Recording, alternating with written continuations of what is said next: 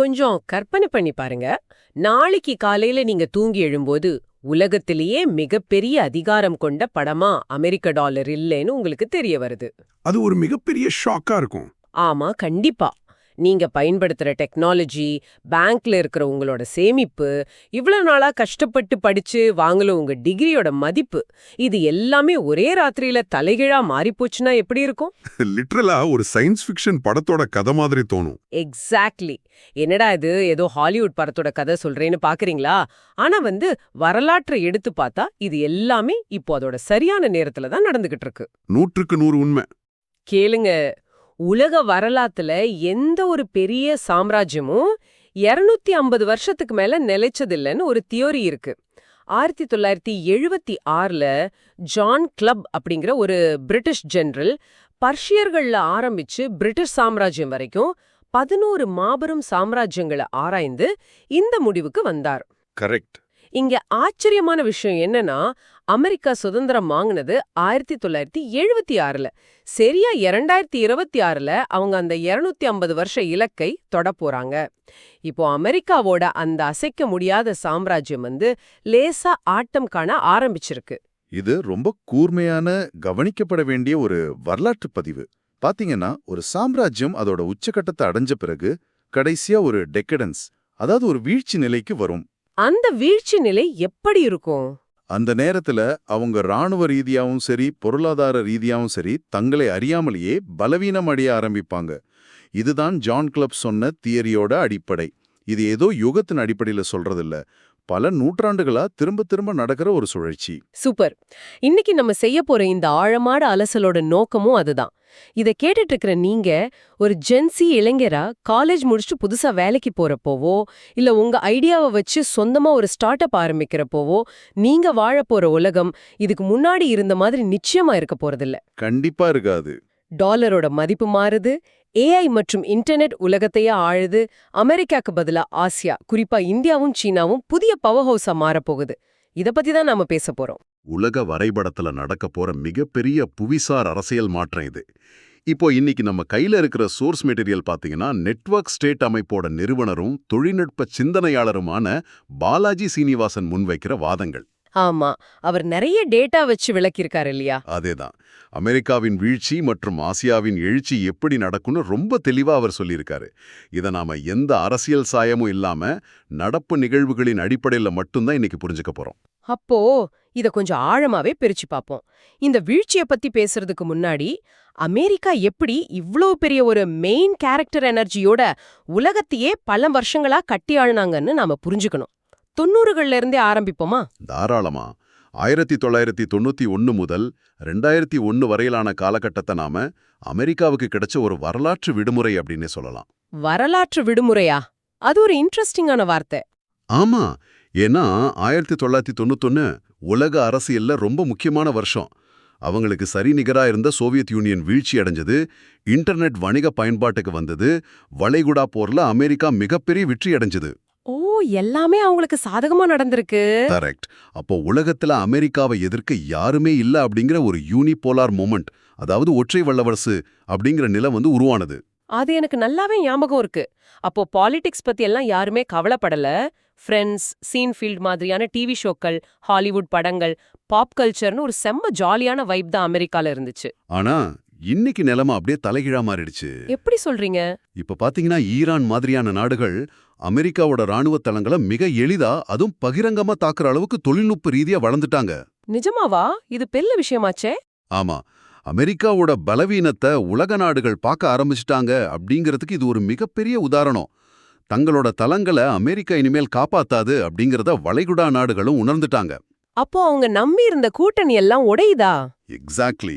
உக்ரைனை ரஷ்யாக்கு எதிராகவும், வளைகுடா நாடுகளை ஈரானுக்கு எதிராகவும், தைவான சீனாக்கு எதிராகவும் அமெரிக்கா வெறும் ஆயுதங்களா மட்டும்தான் பார்க்குது அப்படிங்கிற ஒரு பார்வை இன்னைக்கு பரவலா உருவாயிடுச்சு. ஓ, அப்போ தங்கள ஒரு கருவியா மட்டும்தான் பயன்படுத்துறாங்கன்னு அந்த நாடுகள் நினைக்கிறாங்க.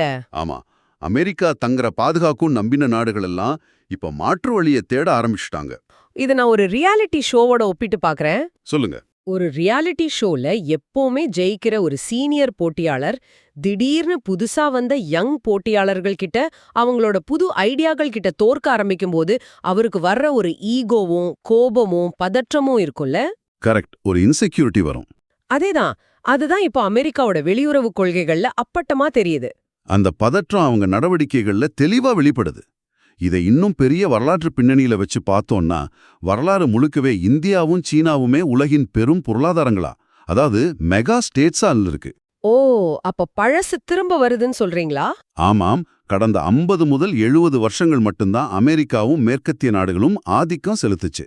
இது வரலாற்றுல நடந்த ஒரு தற்காலிகமான இடைவெளி அப்படின்னு தான் சொல்லணும். ஒரு இன்டர்ரெக்னம். கரெக்ட். அதாவது எப்பவுமே நடந்துட்டு இருந்த ஆசியாவோட ஆட்சிக்கு நடுவுல வந்த ஒரு சின்ன பிரேக் தான் அது. இப்போ உலக பொருளாதாரம் திரும்பவும் தங்களோட இயல்பான இடமான ஆசியாவை நோக்கி நகர்றது ரொம்ப இயற்கையான ஒரு விஷயம்தான். வாவ்! அப்போ அமெரிக்காவோட ஆதிக்கம் அப்படிங்கிறது சிஸ்டம்ல வந்த ஒரு கிளிச் மாதிரி தான். சரி, இப்போ ஒரு சாம்ராஜ்யம் ராணுவ பலத்தை இழக்கும்போது அடுத்ததா எப்படி தன் அதிகாரத்தை தக்க வைக்க முயற்சி பண்ணும்? அவங்க கையில இருக்கிற பணத்தை, அதாவது டாலரை வச்சுதான். ஆனா பொருளாதார ரீதியா எப்படி இவங்க தற்காப்பு விளையாடுறாங்க? ஏன்னா நம்ம சோர்ஸ்ல பாத்தீங்கன்னா 2020ல இருந்து மட்டும் அமெரிக்கா 3.3 ட்ரில்லியன் டாலர்கள் அச்சடிச்சிருக்காங்கன்னு சொல்லுது. இது சாதாரண விஷயமா தெரியலையே. இது சாதாரண விஷயம் கிடையாது, இது மிகப்பெரிய ஆபத்து. மில்டன் ஃப்ரீட்மன் அப்படிங்கிற பொருளாதார அறிஞர் இதை பத்தி ரொம்ப அழகா சொல்லியிருக்காரு. பணவீக்கம் என்பது சட்டமில்லாமல் விதிக்கப்படும் வரி அப்படின்னு சொல்லியிருக்காரு. சட்டமில்லாமல் விதிக்கப்படும் வரியா? அதாவது inflation is taxation without legislation. அதேதான். அதாவது அரசாங்கம் நேரடியாக ஒரு சட்டத்தை போட்டு உங்ககிட்ட வரி வசூலிக்க மாட்டாங்க.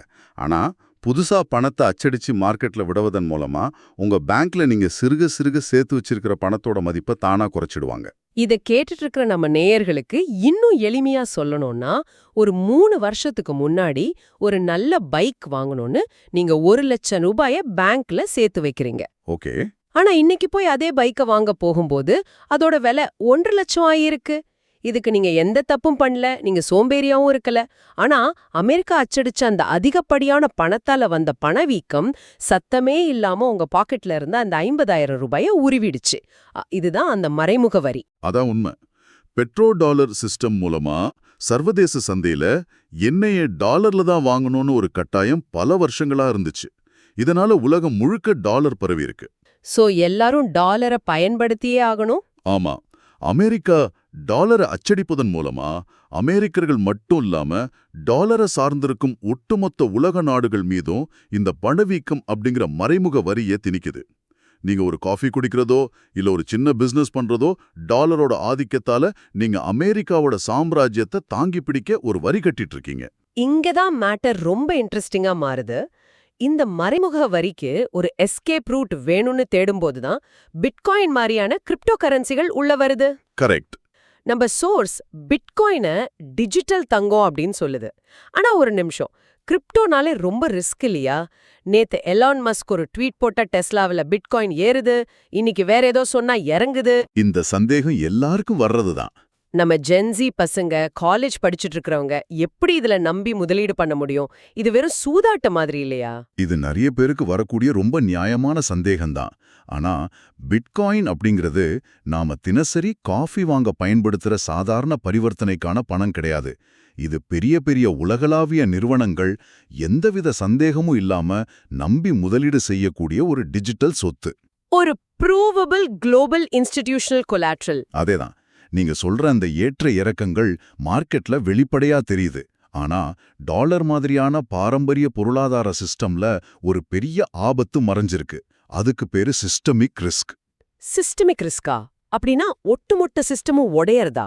கொஞ்சம் விளக்கமா சொல்லுங்க.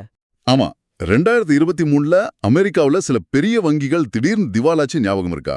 மக்கள் தங்களோட பணம் பாதுகாப்பா இருக்குன்னு நம்பிட்டு இருந்த சிஸ்டம் ராத்திரியோட ராத்திரியா கொலாப்ஸ் ஆச்சு. ஆமா, நியூஸ்ல எல்லாம் பெருசா வந்துச்சே. ஒரு சென்ட்ரலைஸ்டு பேங்க் உங்க பணத்தை எடுத்து வேற எங்கேயோ முதலீடு செஞ்சு இழக்கிறதா இந்த சிஸ்டமிக் ரிஸ்க். இது உங்களுக்கு வெளியவே தெரியாது. ஆனா கிரிப்டோல அப்படி எந்த மறைமுக ஏமாற்று வேலையும் நடக்காது. பிட்காயின் எண்ணிக்கை 21 மில்லியன் மட்டும்தான் வரம்புக்குட்பட்டது. ஒரு ஃபைனைட் சப்ளை. கரெக்ட். அதை உருவாக்க அதிக கம்ப்யூட்டிங் பவர் தேவை. அதோட ஒவ்வொரு பரிவர்த்தனையையும் நம்பகத்தன்மையையும் கணித ரீதியா எல்லாராலையும் சரிபார்க்க முடியும். இத ஒரு கேம் தியரி மாதிரி பார்க்கலாம். அதாவது டாலர் அப்படிங்கிறது ஒரு மல்டிப்ளேயர் கேம் மாதிரி. ஆனா அதுல அட்மினுக்கு, அதாவது அமெரிக்காவுக்கு எவ்வளவு தங்கம் வேணும்னாலும் உருவாக்கிக்கிற ஒரு சீட் கோடு இருக்கு. சம உதாரணம். ஆனா பிட்காயின் அப்படிங்கிற கேம்ல அந்த சீட் கோட் கிடையாது. ரூல்ஸ் எல்லாருக்கும் ஒண்ணுதான். கோடு லாக் செய்யப்பட்டுடுச்சு. சோ டாலர்ல இருக்கிற ரிஸ்க் நமக்கு வெளியே தெரியாம உள்ளுக்குள்ளேயே அழுகிட்டு இருக்கு. ஆனா கிரிப்டோல இருக்கிற ரிஸ்க் ரொம்ப டிரான்ஸ்பரண்டா இருக்கு. மிக சரியான உதாரணம். இந்த சீட் கோட் இல்லாத வெளிப்படைத்தன்மை தான் எதிர்கால பொருளாதாரத்தோட மிகப்பெரிய ஆயுதம். ஓகே, பணம் அச்சடிக்கிறது மூலமா தங்களோட பொருளாதார எல்லையை உங்க பாதுகாக்கறாங்கன்னு வச்சுப்போம். ஆனா தொழில்நுட்ப எல்லையை எப்படி பாதுகாப்பாங்க? ஏன்னா உண்மையான போர் இப்போ துப்பாக்கிகளையும் குண்டுகளையும் வச்சு நடக்கல, மைக்ரோ சிப்புகளையும் டேட்டாவையும் வச்சுதான் நடந்துட்டு இருக்கு. கண்டிப்பா. இங்க அமெரிக்காவை 2 பெரிய சக்திகள் முந்திக்கிட்டு இருக்காங்க. ஒன்னு சீனா, மற்றொன்று இன்டர்நெட். இத பத்தி சோர்ஸ் என்ன சொல்லுது? இது நாம 2ஆ பிரிச்சு பார்க்கணும். பௌதீக உலகத்துல, அதாவது பிசிக்கல் வேர்ல்டுல சீனா இப்போ நம்பர் 1 ஆகிடுச்சு.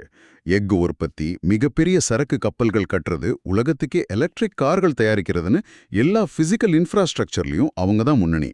அப்போ டிஜிட்டல் உலகத்துல? மறுபக்கம் டிஜிட்டல் உலகத்துல இன்டர்நெட் தான் ராஜா.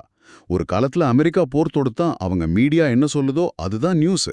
ஆனா இன்னைக்கு உலகத்துல ஒரு மூலையில நடக்கிற விஷயத்த சாதாரண ட்ரோன்களும் ஸ்மார்ட் போன்களும் லைவா உலகத்துக்கு காட்டுது. ஆமா, ட்விட்டர்ல உடனே வீடியோ வந்துடுது. அதேதான், ஒட்டுமொத்த மீடியா நரேட்டிவ் அமெரிக்காவோட கைய விட்டு இன்டர்நெட் கையில போயிடுச்சு. சோ ராணுவ ரீதியாகவும் டிஜிட்டல் ரீதியாகவும் அவங்க பலம் குறையுது. அப்போ அமெரிக்கா என்ன பண்றாங்க? தங்களோட திறமைய வளர்த்துக்கிறத விட்டுட்டு அடுத்தவங்கள வளர விடாம தடுக்கிற வேலைய பாக்குறாங்க. கரெக்ட். குறிப்பா ASML மாதிரியான நிறுவனங்கள் மூலமா அட்வான்ஸ்ட் செமிகண்டக்டர் தொழில்நுட்பம் சீனாவுக்கு கிடைக்காம தடைகளை உருவாக்குறாங்க. இது எப்படின்னா, பிரேக்கப் ஆன காதலன் தம் முன்னாள் காதலி வேற யாரையும் டேட் பண்ணக்கூடாதுன்னு வழிய முறிக்கிற மாதிரி ஒரு ஜெலஸ் எக்ஸ் பண்ற வேலை மாதிரி இருக்கு. ஆனா இது அவங்களுக்கு ஒர்க் அவுட் ஆகுமா? நிச்சயமா ஒர்க் அவுட் ஆகாது. இதுல ஒரு பெரிய முரண்பாடு இருக்கு. அமெரிக்கா சீனாவை ஹார்ட்வேர் மற்றும் செமிகண்டக்டர் துறையில வீழ்த்த நினைக்குது. ஆனா உலகத்தோட டாப் ஹார்ட்வேர் மற்றும் சிப் நிறுவனங்களான NVIDIA, TSMC, AMD இதோட CEOக்கள் எல்லாரும் சீன வம்சாவளியை சேர்ந்தவர்கள். ஓ, சைனீஸ் டாஸ்பரா? ஆமா, குவாண்டம் மெக்கானிக்ஸ், செமிகண்டக்டர் மாதிரியான விஷயங்கள்ல சீனாவை சவால் விடுறது அவங்களுக்கு ரொம்ப பிடிச்சமான, அவங்க வலிமையா இருக்கிற ஆடுகளத்துல போய் விளையாட சொல்ற மாதிரி. அமெரிக்காவோட இந்த பாதுகாப்பற்ற மனநிலை அவங்களோட வீழ்ச்சியை இன்னும் வேகமாக்குது. இது செம்ம பாயிண்ட். இந்த இடத்துல ஒரு பெரிய கேள்வி வருது. இந்த அமெரிக்க சீன போருக்கு நடுவுல இந்தியா எங்க நிக்குது? இவ்ளோ நேரம் நாம குளோபல் பாலிடிக்ஸ் பேசணும். ஆனா இத கேட்டுட்டு இருக்கிற நம்ம நேயருக்கு, இந்தியாவுல இருக்கிற ஒரு ஜென்சி இளைஞருக்கு இதுல என்ன வாய்ப்பு இருக்கு? சீனாவுக்கும் இந்தியாவுக்கும் ஒரு அடிப்படை வித்தியாசம் இருக்கு. சீனா அப்படிங்கிறது ஒரு ஸ்டேட், அதாவது அரசாங்க கட்டமைப்பு, மேலிருந்து கீழ் வரைக்கும் ரொம்ப வலிமையானது. ஆனா இந்தியா அப்படிங்கிறது ஒரு நெட்வொர்க். இந்தியா ஒரு நெட்வொர்க்கா? இது எப்படி சாத்தியம்? மக்கள் தொகை தானே நம்ம பலன்னு சொல்வாங்க. மக்கள் தொகை மட்டும் இல்ல, அந்த மக்கள் உலகமங்கும் பரவி இருக்கிறது தான் நம்ம உண்மையான பலம். சிலிகான் வேலியில இருக்கிற அமெரிக்காவோட பெரிய டெக் கம்பெனியோட CEOக்கள்ல இருந்து இங்கிலாந்து, கனடா மாதிரியான நாடுகளோட மருத்துவத்துறை வரைக்கும் இந்தியர்களோட நெட்வொர்க் மிக மிக வலுவானது. ஆமா, சுந்தர் பிச்சை, சத்யா நாதெல்லாம் எல்லாமே நம்ம ஆளுங்க தானே? கரெக்ட். அவங்க மூலமா இந்தியாவுக்கு கிடைக்கிற முதலீடுகள், தொழில்நுட்ப பரிமாற்றம், இதெல்லாம் ஒரு பெரிய நெட்வொர்க் எஃபெக்ட் உருவாக்குது. ஓகே, டிஜிட்டல் மற்றும் நெட்வொர்க் அளவுல இந்தியா ஸ்ட்ராங். ஆனா பிசிக்கல் வளர்ச்சியிலையும் நாம சலைச்சவங்க இல்லைன்னு நம்ம சோர்ஸ் சொல்லுது. நம்ம பழைய மாடல் வளர்ச்சிய அப்படியே பின்பற்றாம ஒரு மாபெரும் பாய்ச்சல் பண்றோம்னு சொல்லியிருக்காங்க. அது எப்படி? லீப் ஃப்ராக் கான்செப்ட் தான் அது. உதாரணமா, நாம லேண்ட்லைன் டெலிஃபோன் யுகத்திலிருந்து நேரடியாக ஸ்மார்ட் போன் யுகத்துக்கு லீப் ஃப்ராக் பண்ணோம். அதே மாதிரி இன்னைக்கு ஸ்மார்ட் போன் உற்பத்தியிலையும் சிமெண்ட் உற்பத்தியிலையும் புதிய அணு உலைகள் கட்டுறதுலயும் இந்தியா உலக அளவுல 2வது இடத்துல இருக்கு. இந்த நியூக்ளியர் ரியாக்டர்ஸ் பத்தி படிக்கும்போது ஒரு இன்ட்ரெஸ்டிங்கான விஷயம் பார்த்தேன். இந்தியா ஏன் தோரியம் மேல இவ்வளவு கவனம் செலுத்துது? இதுக்கு பின்னாடி இருக்கிற காரணம் என்ன? அது ஒரு மிகச்சிறந்த புவிசார் அரசியல் நகர்வு. பொதுவா அணு உலைகளுக்கு யுரேனியம் தேவை. ஆனா இந்தியாவுல யுரேனியம் இருப்பு ரொம்ப கம்மி. அதுக்காக நாம மத்த நாடுகளை சார்ந்திருக்க முடியாது. ஆமா, அப்புறம் அவங்க சொல்றத தான் நாம கேட்கணும். கரெக்ட். ஆனா இந்தியாவோட கடற்கரை மணல்ல, குறிப்பா கேரளா, தமிழ்நாட்டுல தோரியம் அபரிமிதமா கொட்டி கிடக்குது. ஹோமி பாபா கண்ட கனவான இந்த தோரியம் அணு உலைகள் முழுமையா செயல்பட ஆரம்பிக்கும்போது இந்தியா எரிசக்தி துறையில் எந்த ஒரு நாட்டையும் சார்ந்திருக்க தேவையில்லை. சொந்த மண்ணில் இருக்கும் வளத்தை வச்சே நம்ம முழு மின்சார தேவையும் பூர்த்தி செஞ்சு மிகப்பெரிய தற்சார்பு அடைய போறோம். ஆசம். இன்னொரு சூப்பரான ஒப்பீடு ஒன்னு சோர்ஸ்ல இருந்துச்சு. பெங்களூரையும் அமெரிக்காவோட சிலிகான் வேலியான சான் பிரான்சிஸ்கோவையும் ஒப்பிட்டு சொல்லியிருக்காங்க. ஆமா, அது ரொம்ப நல்ல கம்பாரிசன். இன்னைக்கு சான் பிரான்சிஸ்கோவை விட பெங்களூரு தெருக்கள் ரொம்ப பாதுகாப்பானது.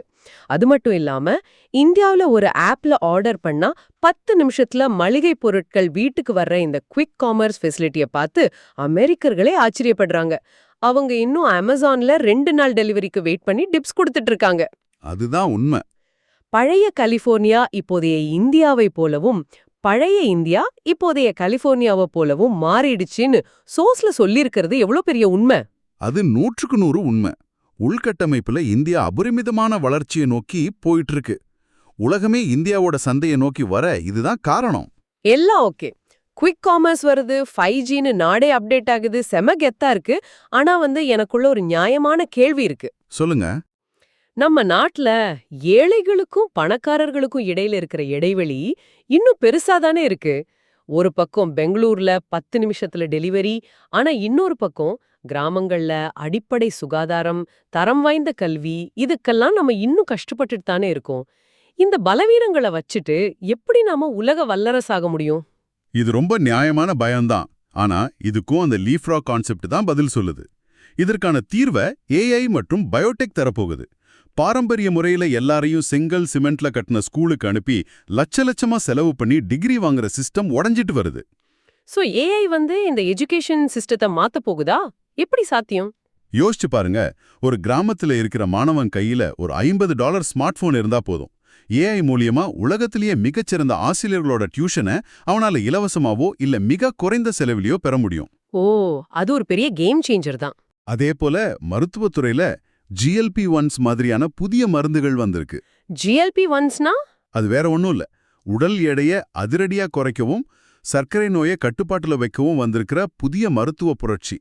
இது மாதிரியான அட்வான்ஸ்டு மருந்துகளும் இன்டர்நெட் மூலம் கிராமங்களுக்கே கிடைக்கிற டெலிமெடிசின் வசதியும் இந்தியாவோட சுகாதார அமைப்பையே மாற்றி அமைக்க போகுது. மேற்கத்திய நாடுகள் போன அதே மெதுவான பாதையில நம்ம போக தேவையில்லை. டெக்னாலஜி மூலமா அதை தாண்டி போக போறோம். சூப்பர்.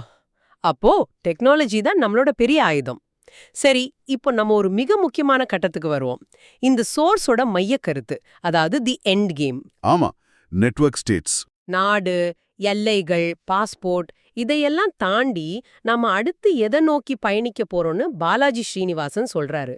ஸ்டார்ட் அப் சமூகங்கள் அப்படிங்கிற ஒரு கான்செப்டை பத்தி அவர் சொல்றாரு. இது கொஞ்சம் பைத்தியக்காரத்தனமா இல்லையா? இன்டர்நெட்ல எப்படிங்க ஒரு புது நாட்டை உருவாக்குறது? இது கொஞ்சம் எனக்கு ஸ்டெப் பை ஸ்டெப்பா விளக்குங்க. ஆரம்பத்துல கேட்க அப்படிதான் இருக்கும். ஆனா நெட்வொர்க் ஸ்கூல் மற்றும் நெட்வொர்க் ஸ்டேட் அப்படிங்கிற கான்செப்ட் ரொம்ப ஆழமானது, எதிர்காலத்தோட நிதர்சனம். இப்போ அமெரிக்கால சீனர்கள் ஒன்னா சேர்ந்து வாழ்ற சைனா டவுன் இருக்குல்ல, அது பிசிக்கலா நிலத்தின் அடிப்படையில உருவானது. ஆனா நெட்வொர்க் ஸ்டேட் அப்படிங்கிறது இன்டர்நெட் சமூகங்களுக்காக புதிதாக உருவாக்கப்படும் ஸ்டார்ட் அப் சமூகங்கள். அதாவது எப்படி ஆரம்பிக்கும்? ஒரு ரெடிட் குரூப்போ இல்ல வாட்ஸ்அப் குரூப் மாதிரியும் ஆரம்பிக்குமா? கிட்டத்தட்ட அப்படிதான். ஒரே மனநிலை, ஒரே ஐடியா, ஒரே குறிக்கோள் இருக்கிற ஒரு 10,000 பேர் ஆன்லைன்ல முதல்ல ஒரு கம்யூனிட்டியை ஒன்றிணைவாங்க. அவங்க பிட்காயின் முதலீட்டாளர்களா இருக்கலாம், இல்ல ஏஐ ரிசர்ச்சர்ஸா இருக்கலாம். அவங்க ஆன்லைன்லயே ஒரு சமூகமா செயல்பட்டு அவங்களுக்கான ஒரு டிஜிட்டல் பொருளாதாரத்தை உருவாக்குவாங்க. ஆன்லைன்லயே எல்லாம் செட் பண்ணிடுவாங்க. கரெக்ட். அப்புறம் என்ன செய்வாங்கன்னா, நிஜ உலகத்துல ஏதோ ஒரு நட்பு நாட்டுல எல்லாரும் சேர்ந்து நிலம் வாங்கி ஒரு தனி சமூகமா குடியேறுவாங்க. அவங்களுக்கான சட்டத்திட்டங்களை அவங்களே உருவாக்கிக்கிட்டு ஒரு கிளவுட் கண்ட்ரியா செயல்படுவாங்க. நிலப்பரப்பை அடிப்படையாக கொண்ட நாடுகளை விட சிந்தனைகளை அடிப்படையாக கொண்ட இந்த நெட்வொர்க் ஸ்டேட்ஸ் அதிக வலிமை பெறும். Mind blowing. பிசிக்கல் நிலத்தை வச்சு ஆரம்பிக்காம கிளவுட்ல ஆரம்பிச்சு பிசிக்கல் நிலத்துக்கு வராங்க. சரி, இந்த பெரிய மாற்றங்கள் நடந்துட்டு இருக்கிறப்போ தனிப்பட்ட முறையில ஒரு இந்தியன் எப்படி தன்னை பாதுகாத்துக்கலான்னு சோர்ஸ்ல 2 பிராக்டிக்கல் அட்வைஸ் கொடுத்திருக்காங்க இல்லையா? ஆமாம். ஒன்னு, வெளிநாட்டுல வாழ்ற இந்தியர்கள் முடிஞ்ச வரையும் OCI கார்டு வாங்கிக்கணும். இது அவங்களுக்கு தாய்நாட்டோட பிணைப்பையும் பொருளாதார வாய்ப்புகளையும் உறுதி செய்யும். Overseas citizenship of India card. சரி, ரெண்டாவது என்ன? ரெண்டாவது, தனிப்பட்ட நிதி பாதுகாப்பிற்கு, அதாவது ஃபைனான்ஷியல் பிரைவசிக்கு அரசாங்கத்தோட கண்களுக்கு தப்பிச்சு உங்க பணத்தை சேமிக்க ஜிகேஷ் அல்லது சேடல் ஆப் மாதிரியான டிஜிட்டல் வாலெட்டுகளை பயன்படுத்தலாம். ஜிகேஷ், சேடல் இதெல்லாம் கூகுள் பே மாதிரியா? என்ன வித்தியாசம்? கூகுள் பேல நீங்க பண்ற ஒவ்வொரு டிரான்சாக்ஷனும் பேங்க் மூலமா நடக்குது. அரசாங்கம் நினைச்சா உங்க அக்கவுண்ட்டை நிமிஷத்துல முடக்க முடியும். ஃப்ரீஸ் பண்ணிடுவாங்க. ஆமா. ஆனா ஜிகேஷ், சேடல் மாதிரியான கிரிப்டோ வாலெட்டுகள் பிரைவசியை மையமா வச்சு செயல்படுறவன். உங்க பணம் யாருக்கும் தெரியாம உங்க கட்டுப்பாட்டுல மட்டுமே இருக்கும். அரசாங்கம் அதை முடக்கவோ கண்காணிக்கவோ முடியாது. இந்த மாதிரியான டூல்ஸ் எதிர்கால புவிசார் அரசியலோட தாக்கத்திலிருந்து நம்ம பணத்தை தற்காத்துக்க உதவும். எக்ஸாக்ட்லி. அதிகாரம் அப்படிங்கிறது இப்போ ஒரு மையத்திலிருந்து பரவலாக்கப்பட்ட ஒரு உலகத்தை நோக்கி ரொம்ப வேகமா நகர்ந்துட்டு இருக்கு.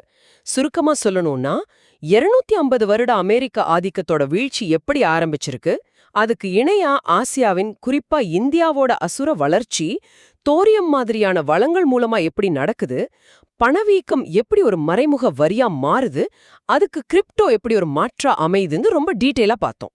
ஆமா. எல்லாவற்றுக்கும் மேலாக பௌதிக உலகை விட்டு அதிகாரம் எப்படி டிஜிட்டல் மற்றும் நெட்வொர்க் உலகிற்கு மாறுது அப்படிங்கறத புரிஞ்சுக்கிறது நம்ம எதிர்காலத்தை நாமே தீர்மானிக்க மிகப்பெரிய அளவுல உதவும். இறுதியா இதை கேட்டுட்டு இருக்கிற உங்ககிட்ட ஒரு கேள்வியை முன்வைக்க விரும்புறேன். இத்தனை நாளா உங்க நாட்டுப்பற்று அப்படிங்கிறது நீங்க பிறந்த ஒரு புவியியல் நிலப்பரப்பு சார்ந்ததா இருந்துச்சு. பிசிக்கல் பார்டரை காண்டி யோசிக்கணும். கரெக்ட்.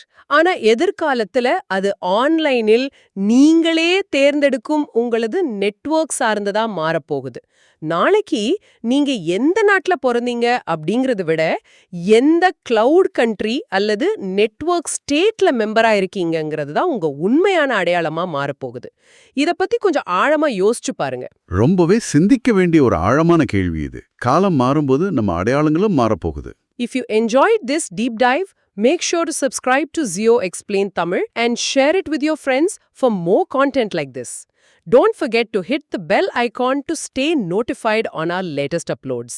மீண்டும் அடுத்த ஆழமான அலசலில் சந்திப்போம்.